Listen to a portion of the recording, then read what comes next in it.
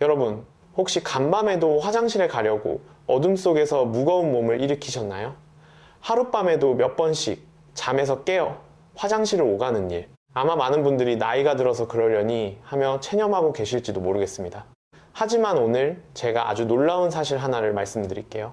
대한배뇨장애요 실금학회의 방대한 데이터에 따르면 60대 이상 어르신 10분 중 7분이 이 야간 빈뇨를 매일 밤 겪고 계십니다. 정말 흔한 일이죠. 그런데 더 충격적인 거는 이 문제에 대해 의학적으로 올바른 대처법을 알고 계신 분은 10명 중 1명도 채 되지 않는다는 겁니다. 다시 말해 90% 이상의 분들이 자신도 모르는 사이에 매일 밤 잘못된 방법으로 수면과 싸우고 계실 가능성이 높다는 뜻입니다.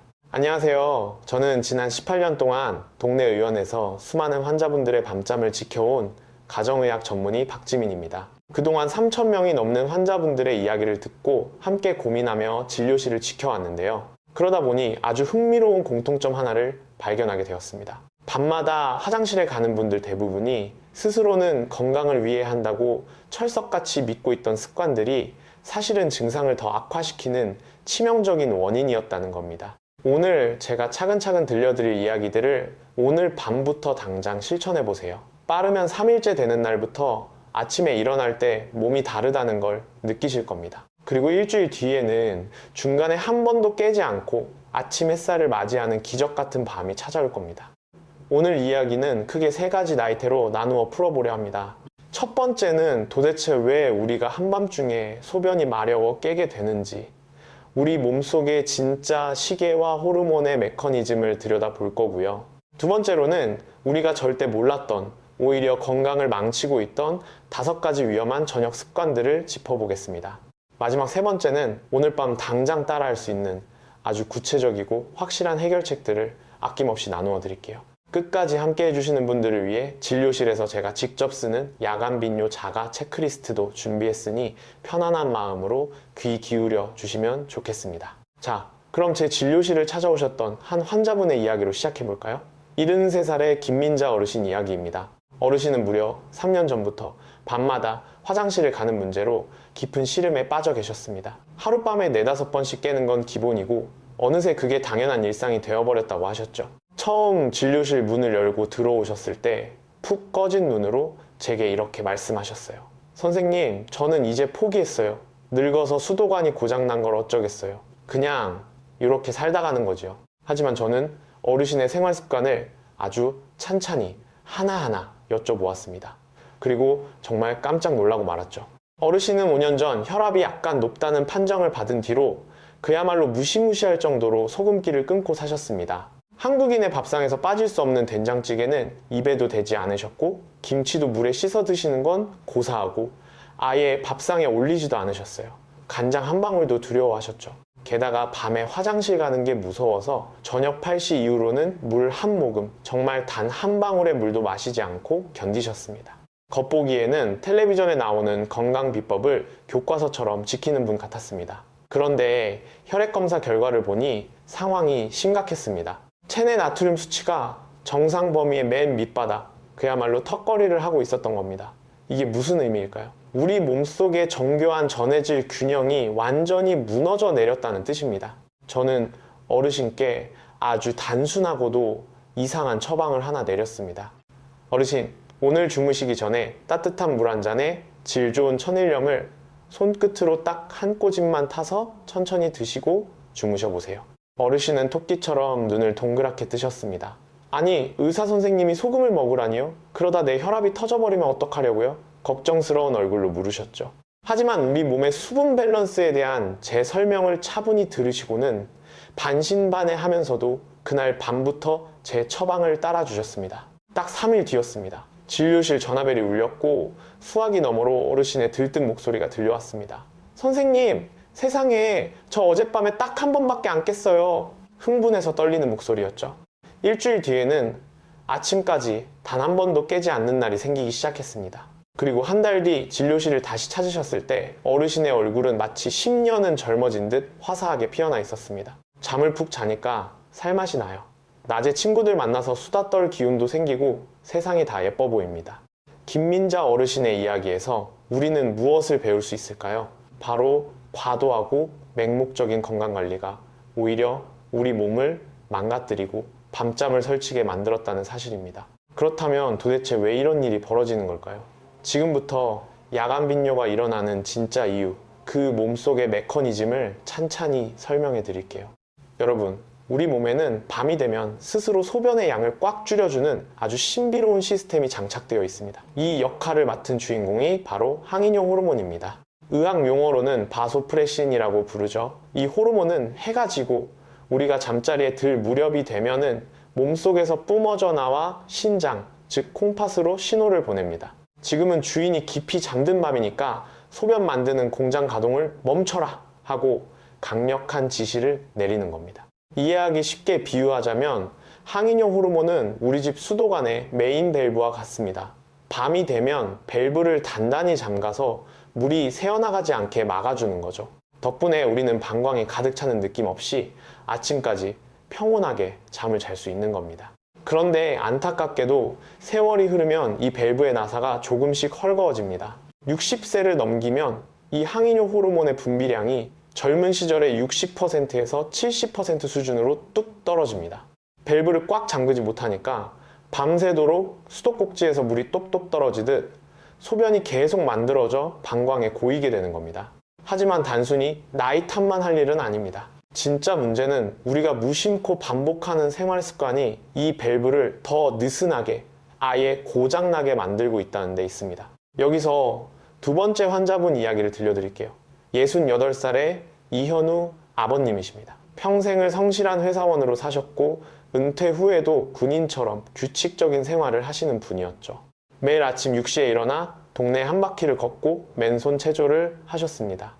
식단도 아주 건강하게 챙기셨고요. 그런데 딱 하나, 밤마다 화장실에 3-4번씩 가는 것만큼은 도무지 고쳐지지가 않았습니다. 아버님의 하루 일과를 마치 탐정처럼 샅샅이 훑어보았습니다. 그러다 아주 결정적인 단서를 하나 발견했죠. 바로 저녁 식사 시간이 매일 달랐던 겁니다. 아버님은 아들 내외와 함께 살고 계셨는데 며느리와 아들이 퇴근하고 돌아오는 시간에 맞춰 다 같이 저녁을 드셨거든요. 아들이 일찍 오는 날은 저녁 6시, 야근을 하고 늦게 오는 날은 밤 9시가 훌쩍 넘어서야 숟가락을 드셨습니다. 이 들쭉날쭉한 저녁 식사 시간이 아버님의 생체 시계를 완전히 망가뜨리고 있었습니다. 우리 몸에는 서카디안 리듬이라고 부르는 아주 정교한 체내 시계가 돌아가고 있습니다. 이 시계의 태엽이 일정하게 감겨야 각종 호르몬이 제 시간에 맞춰 분비되거든요. 아까 말씀드린 소변을 멈추게 하는 항이뇨 호르몬도 마찬가지입니다. 매일 밥 먹는 시간이 널뛰기를 하니 몸속 시계가 고장이 나서 지금이 낮이야 밤이야 헷갈리게 된 겁니다. 자연히 호르몬이 나와야 할 타이밍도 다 어긋나 버린 거죠. 저는 아버님께 아주 단호하게 말씀드렸습니다. 아버님, 내일부터는 무슨 일이 있어도 저녁 식사는 6시 반에 혼자서라도 먼저 드십시오. 아버님은 처음엔 자식들에게 미안하다며 망설이셨지만 결국 본인의 건강을 위해 결단을 내리셨습니다. 결과가 어땠을까요? 딱 2주 뒤 하룻밤에 4번씩 가던 화장실 횟수가 한두 번으로 확 줄었습니다. 잃어버렸던 생체시계의 리듬을 되찾아주니 몸속 호르몬 공장이 다시 정상적으로 돌아가기 시작한 겁니다. 자, 여기까지 들으셨다면 우리가 왜 밤마다 화장실에 가는지 그 근본적인 이유를 어느 정도 이해하셨을 겁니다. 첫 번째 챕터를 가볍게 정리해 볼까요? 우리가 기억해야 할 핵심은 4가지입니다. 첫째, 항이뇨 호르몬은 밤새 소변을 멈춰주는 내 몸의 수호천사다. 둘째, 나이가 들면 이 수호천사의 힘이 조금 약해진다. 셋째, 들쭉날쭉한 생활 습관이 이 호르몬의 시스템을 완전히 망가뜨린다. 넷째, 잘못된 건강 상식이 오히려 내 몸을 병들게 할 수 있다. 이 4가지를 마음속에 꼭 품어두시길 바랍니다. 이제 곧 두 번째 챕터에서 여러분도 모르게 매일 밤 저지르고 있는 치명적인 5가지 습관을 낱낱이 파헤쳐 볼 텐데요. 그 전에 잠시 짧은 부탁 하나 드릴까 합니다. 지금 제가 들려드리는 이 이야기가 저녁 식탁에서 나누는 따뜻한 차 한 잔처럼 위로가 되고 도움이 되신다면 조용히 구독 버튼을 한번 눌러주시겠어요? 구독해 주시면 제가 진료실에서 미처 다 전하지 못한 귀한 건강 이야기들을 여러분의 안방으로 가장 먼저 배달해 드릴 수 있답니다. 앞으로도 여러분의 편안한 밤을 위해 더 깊고 유익한 이야기들을 준비할 테니 따뜻한 응원 부탁드립니다. 그럼 바로 두 번째 이야기로 넘어가 보겠습니다. 우리도 모르는 사이에 밤잠을 도둑질해가는 5가지 위험한 습관입니다. 첫 번째 위험한 습관은 바로 저녁 이후 물 한 모금 안 마시기입니다. 정말 너무나도 많은 분들이 범하고 있는 치명적인 오류죠. 밤에 오줌 마려울까봐 저녁 6시 넘으면 물은 입에도 안 돼요. 그 간절한 마음 제가 누구보다 잘 압니다. 하지만 이건 불난집에 부채질을 하는 격입니다. 왜 그럴까요? 우리 몸에 흐르는 혈액의 약 90%는 수분입니다. 저녁 내내 물을 한 방울도 마시지 않으면 맑게 흘러야 할 피가 마치 조청처럼 끈적끈적해집니다. 피가 끈적해지면 가장 고통받는 곳이 어딜까요? 바로 피를 걸러주는 필터, 신장입니다. 끈적한 피가 신장으로 들어오면 신장은 이걸 어떻게든 정화해 보려고 젖먹던 힘까지 쥐어짜며 무리하게 일을 합니다. 이건 마치 찌꺼기가 잔뜩 끼어 막히기 직전인 주방 배수구에 물을 흘려보내는 것과 같습니다. 시원하게 뚫려있지 않으니 찔끔찔끔 계속 물을 부어대야 겨우 내려가잖아요. 신장도 마찬가지입니다. 피가 끈적하니까 계속해서 소변을 조금씩 자주 만들어내는 겁니다. 결국 밤새도록 화장실을 들락거리게 되는 참사가 벌어지죠. 실제로 국내 비뇨의학계 연구를 보아도 저녁에 적당히 목을 축인 그룹이 물을 아예 끊어버린 그룹보다 밤에 깨는 횟수가 훨씬 적었다는 명확한 데이터가 있습니다. 핵심은 완전히 끊는 것이 아니라 적당량을 마시는 겁니다. 잠들기 한두 시간 전에 따뜻한 물 반잔에서 한 잔 정도를 천천히 마셔주는 것. 이것이 혈액을 맑게 유지하면서도 방광을 괴롭히지 않는 최고의 비법입니다. 두 번째 위험한 습관은 극단적인 저염식입니다. 아까 첫 번째로 소개해드린 김민자 어르신의 경우가 바로 이랬죠. 고혈압을 막으려고 소금을 줄이는 건 분명 맞는 방향입니다. 하지만 무엇이든 도가 지나치면 독이 됩니다. 소금, 즉 나트륨은 우리 몸속에서 수분을 꽉 붙잡아두는 스펀지 같은 역할을 합니다. 나트륨이 너무 부족해지면 우리 몸은 물을 머금고 있을 능력을 상실해버립니다. 마신 물이 세포로 가지 못하고 그대로 방광을 타고 흘러내려 소변으로 빠져나가는 거죠. 이건 말 그대로 밑 빠진 독의 물 붓기입니다. 몸에 물이 머물지를 못하니 밤새 화장실을 갈 수밖에요. 게다가 나트륨은 근육이 부드럽게 움직이도록 돕는 필수 미네랄입니다. 우리 방광도 결국은 근육 주머니거든요. 나트륨이 부족하면 방광 근육이 예민하게 경련을 일으켜서 소변이 조금만 차도 당장 화장실 가야 해! 하고 뇌에 거짓 신호를 보내게 됩니다. 건강한 성인이라면 하루 6끼 정도의 소금은 몸을 살리는 생명수와 같습니다. 극단적으로 끊어내지 마시고 질 좋은 소금을 적당히 드셔야 합니다. 세 번째 위험한 습관은 잠들기 직전에 하는 뜨거운 목욕입니다. 따뜻한 물에 지지고 자면 잠이 솔솔 오던데 하고 고개를 갸우뚱하실 분들 많으시죠? 맞습니다. 목욕은 수면에 참 좋습니다. 하지만 타이밍이 모든 것을 결정합니다. 잠들기 바로 직전에 펄펄 끓는 듯한 뜨거운 탕에 들어가면 우리 몸의 체온이 급격히 치솟습니다. 우리 몸은 이 열을 밖으로 빼내기 위해 혈관을 활짝 열어 젖히죠. 혈관이 넓어지면 피가 핑핑 돌면서 혈액순환이 급격히 빨라집니다. 당연히 신장으로 가는 피의 양도 폭포수처럼 늘어나고 신장은 신이 나서 소변을 마구마구 만들어냅니다. 잠자리에 누운 지 한두 시간 만에 방광이 가득 차서 눈을 번쩍 뜨게 되는 겁니다. 가장 완벽한 타이밍은 잠자리에 들기 최소 2시간 전에 목욕을 마치는 겁니다. 물의 온도도 살칸에 닿았을 때 따뜻하다 싶은 40도 전후에 미지근한 물이 좋습니다. 너무 뜨거운 물은 교감신경을 날카롭게 자극해서 오히려 밤새 뇌를 깨워버린다는 사실 잊지 마세요. 네 번째 위험한 습관은 저녁 식사 후에 카페인 섭취입니다. 커피에 카페인이 많다는 건 삼척동자도 아는 사실이죠. 하지만 함정은 커피가 아닌 다른 곳에 숨어 있습니다. 식사 후에 입가심으로 드시는 녹차, 홍차, 우롱차, 심지어 구수하게 우려낸 차들에도 생각보다 많은 카페인이 들어있습니다. 카페인은 아주 강력한 이뇨제입니다. 신장을 채찍질해서 소변을 쭉쭉 뽑아내는 역할을 하죠. 더 무서운 건 카페인이 뇌의 각성 스위치를 켜버린다는 겁니다. 잠이 얕아지니 방광에 소변이 아주 조금만 차도 예민하게 알아채고 잠에서 깨버립니다. 오후 4시, 늦어도 5시 이후로는 카페인이 들어간 모든 마실거리를 멀리 하시는 게 좋습니다. 맹물이 맛없다면 구수한 보리차나 결명자차, 마음을 편안하게 안아주는 루이보스티나 카모마일 차를 곁에 두세요. 이런 차들은 카페인도 없고 부교감 신경을 다독여 깊은 잠으로 안내해줍니다. 5번째 위험한 습관은 들쭉날쭉한 취침 시간입니다. 2번째 사연의 이현우 아버님 이야기에서 이미 눈치채셨죠? 우리 몸속의 생체 시계는 시계추처럼 정확하고 규칙적인 리듬을 사랑합니다. 매일 같은 시간에 불을 끄고 눕고 같은 시간에 눈을 뜨는 것. 이것이야말로 헝클어진 호르몬을 제자리로 돌려놓는 가장 강력한 처방전입니다. 물론 현대사회를 살다 보면 참 쉽지 않은 일입니다. 주말 연속극 마지막 회도 봐야 하고 오랜만에 놀러온 손주들과 놀아주다 보면 밤 11시, 12시가 훌쩍 넘어가기 일쑤죠. 하지만 어떻게든 취침 시간의 오차를 1시간 이내로 묶어두려 노력하셔야 합니다.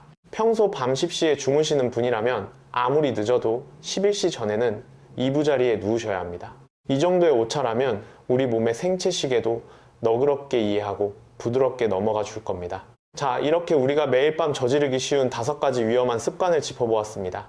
들으시면서 아이고 저거 내 얘긴데 하며 뜨끔하신 분들 계시죠? 단 하나라도 해당된다면 바로 오늘 밤부터 그 습관의 고리를 끊어내 보십시오. 여기서 이 5가지 습관을 한 번 더 머릿속에 새겨볼까요? 첫째, 저녁에 물을 아예 끊어버리는 건 피를 끈적하게 만들어 역효과를 낸다. 둘째, 소금을 너무 안 먹으면 몸이 물을 담아두지 못해 밑 빠진 독이 된다.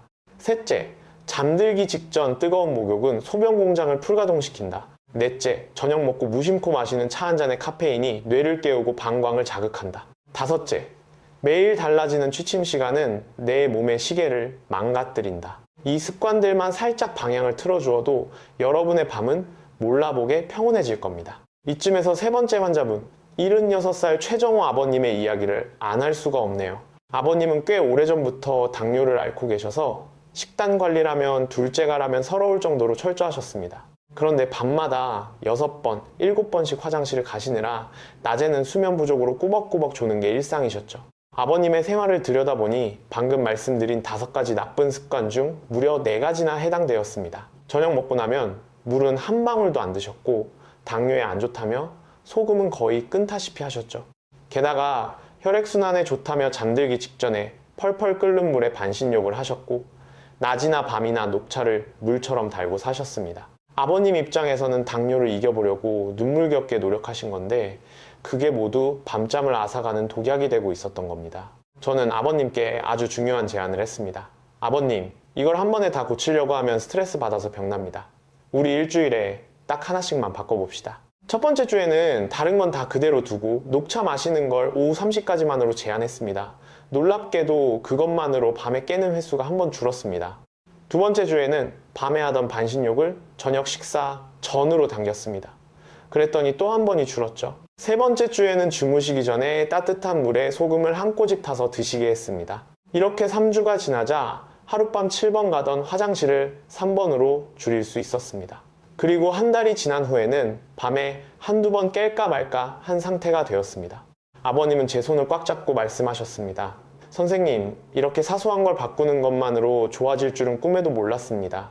진작 알았더라면 그 고생을 안 했을 텐데요. 최정호 아버님의 이야기가 우리에게 주는 교훈은 명확합니다. 욕심내서 한 번에 다 뜯어고치려 하지 마라. 오늘부터 내가 당장 할 수 있는 가장 쉬운 것 딱 하나만 골라서 시작해보세요. 그 작은 물결이 결국 큰 파도가 되어 여러분의 건강을 지켜줄 겁니다. 자, 이제 오래 기다리셨습니다. 대망의 3번째 챕터.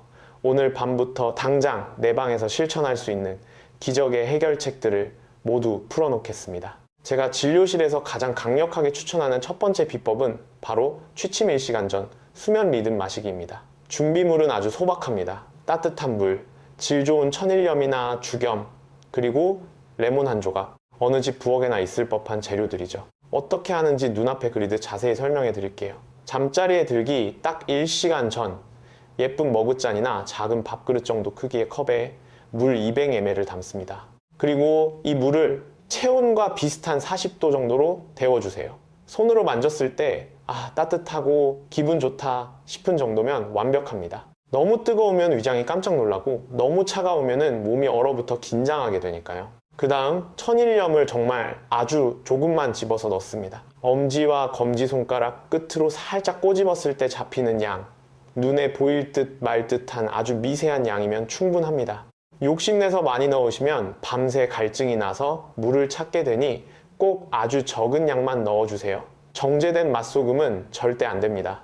미네랄이 살아 숨쉬는 천일염이나 죽염이어야 합니다. 이 소금 속에 마그네슘과 칼륨이 무너진 전해질의 균형을 마법처럼 맞춰줄 거거든요. 마지막으로 얇게 썬 레몬 한 조각을 띄우거나 레몬즙을 두세 방울 톡톡 떨어뜨려 줍니다. 집에 레몬이 없다면 식초를 한 방울 떨어뜨려도 좋고 유자나 귤즙도 괜찮습니다.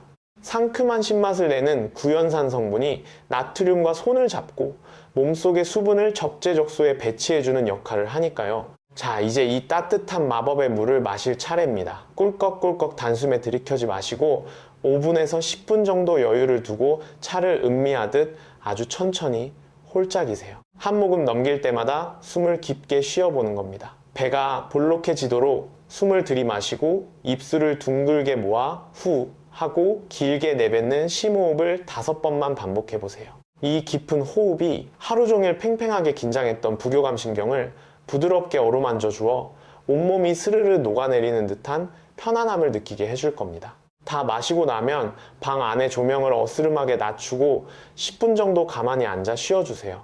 잔잔한 클래식이나 자연의 소리를 틀어놓으셔도 좋습니다. 이때 절대 스마트폰이나 텔레비전을 켜시면 안 됩니다. 화면에서 뿜어져 나오는 푸른빛 블루라이트가 뇌를 찌르면 아직 낮이니까 잠들면 안 돼 하고 거짓말을 하거든요. 마음이 차분히 가라앉았다면 이제 모든 불을 끄고 이부자리에 누우시면 됩니다. 이 단순해 보이는 루틴이 왜 기적을 만들까요? 따뜻한 물이 끈적한 피를 맑게 씻어주고 천일염과 레몬이 내 몸의 수분 창고를 튼튼하게 고쳐주며 깊은 호흡이 마음의 시름을 내려놓게 만들기 때문입니다. 이 세 가지가 완벽한 삼중주를 이루어 야간 빈뇨를 멈추게 하는 겁니다. 다만 조심하셔야 될 분들도 있습니다. 평소 위가 쓰리거나 역류성 식도염이 있는 분들은 레몬의 신맛이 자극이 될 수 있으니 레몬은 빼고 드셔도 무방합니다. 소금과 따뜻한 물만으로도 훌륭한 효과를 냅니다. 또 신장이나 심장이 많이 안 좋아서 주치의로부터 엄격한 소금 제한 지시를 받고 계신 분들은 아주 적은 양이라도 반드시 담당 의사 선생님과 상의하신 후에 시작하셔야 합니다. 두 번째로 짚어볼 것은 낮 동안의 영리한 수분 관리입니다. 밤에 편안하려면 해가 떠 있는 낮을 잘 보내야 합니다. 물 마시는 것에도 황금 비율이 있습니다. 아침에 눈을 떠서 점심을 먹기 전까지 하루에 마실 물의 절반 이상을 충분히 드셔두는 겁니다. 아침에 일어나자마자 미지근한 물 한 잔으로 밤새 말라있던 위장과 세포를 깨워주세요. 그리고 오전 내내 일시간에 한 번씩 종이컵 반잔 정도의 물을 수시로 홀짝홀짝 드시는 겁니다. 목이 마르다고 물을 한 번에 벌컥벌컥 들이켜면 우리 몸은 물이 갑자기 너무 많이 들어왔네, 홍수 나겠다, 빨리 내보내 하고 곧바로 소변으로 배출해버립니다. 랑비처럼 조금씩 몸을 적셔주어야 세포 구석구석에 물이 예쁘게 스며듭니다. 오후가 되면은 물 마시는 속도를 서서히 늦춰주세요. 3시가 넘어가면 커피나 녹차는 멀리 밀어두시고 6시 이후로는 아까 말씀드린 취침 전 루틴의 물 한 잔을 제외하고는 수분 섭취를 멈추시는 겁니다. 이렇게 시간대별로 댐의 수문을 조절하듯 관리하시면 밤에 방광으로 밀려드는 물의 양을 완벽하게 통제할 수 있습니다. 세 번째는 저녁 식사의 기술입니다. 저녁은 아무리 늦어도 잠들기 3시간 전, 가급적이면 저녁 6시에서 7시 사이에 숟가락을 내려놓는 것이 가장 이상적입니다. 위에 음식물이 꽉 찬 채로 자리에 누우면 위와 장은 밤새도록 소화라는 중노동을 해야 합니다. 몸이 쉴 수가 없으니 수면 호르몬도 항이뇨 호르몬도 엉망진창이 되어버리죠. 저녁 식탁의 메뉴도 조금 신경을 써주세요. 국이나 찌개는 가급적 점심에 드시고 저녁에는 건더기 위주로 조금만 드시는 게 좋습니다. 생선구이, 나물 무침, 두부조림처럼 물기가 적은 반찬들이 밤잠을 지켜주는 고마운 친구들입니다. 식후에 드시는 과일도 조심하셔야 해요. 수박, 멜론, 배처럼 한 입 베어 물면 즙이 줄줄 흐르는 과일들은 이뇨작용까지 있어서 밤에는 절대 피하셔야 할 수면 도둑들입니다. 네 번째 해결책, 바로 오후의 걷기 처방입니다.